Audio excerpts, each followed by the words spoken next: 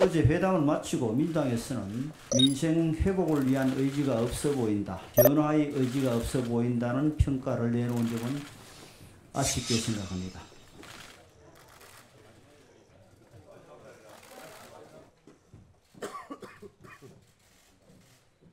어제 2시간 넘게 진행된 윤석열 대통령과 이재명 대표의 회담은 21대 국회 내내 평행선만 달리던 여야가 협치로 나아갈 계기를 마련했다는 점에서 의미가 있습니다.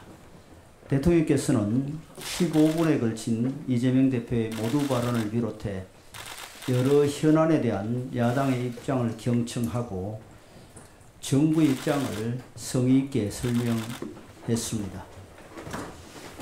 비록 이견이 일소에 해소되진 않았지만 대통령과 제1야당의 대표가 직접 서로의 생각을 확인했다는 것만으로도 이번 회담은 적지 않은 의미를 가집니다.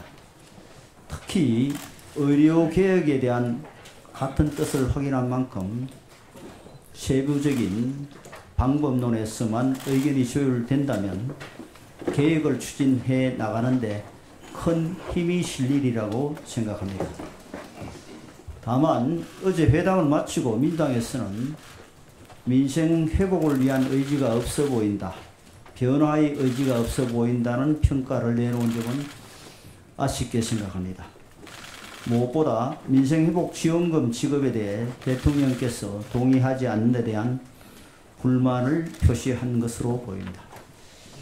민주당이 이번 선거를 앞두고 공약한 정책인 만큼 거듭해서 주장하는 정치적 이유가 있다는 것은 이해를 합니다. 그러나 개개인의 형편을 고려하지 않고 재원을 투입하는 비효율성, 민생 어려움의 원인인 고물가 고금리를 심화시키는 부작용, 급증한 국가 채무에 13조 원의 채무를 더 얹어야 하는 재정 상황 등 정책 전문가들과 국민들의 우려가 큰 사안입니다.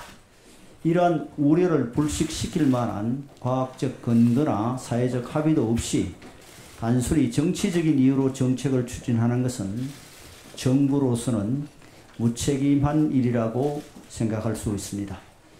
사슴을 쫓는 사람은 산을 보지 못한다고 합니다.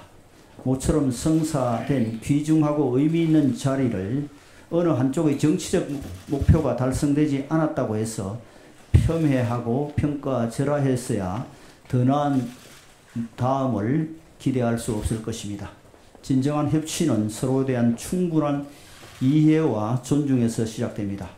정부와 여당이 충분한 숙고 끝에 야당의 주장에 답변한 만큼 야당에서도 부정적인 반응만 보일 것이 아니라 그 이유를 다시 한번 진지하게 생각해 주시기 바랍니다.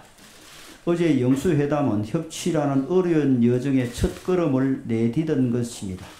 그 걸음이 그리 멀리 나아가지 않은 것처럼 보일 수 있습니다. 그러나 앞으로 두 번째, 세 번째 걸음이 이어진다면 어제의 첫 걸음도 큰 의미를 지니게 될 것입니다. 이번 회담을 계기로 여야정 간 소통이 활발해져 여러 정책 이견이 민생에 도움이 되는 방향으로 현명하고 지혜롭게 조율될 수 있기를 기대합니다.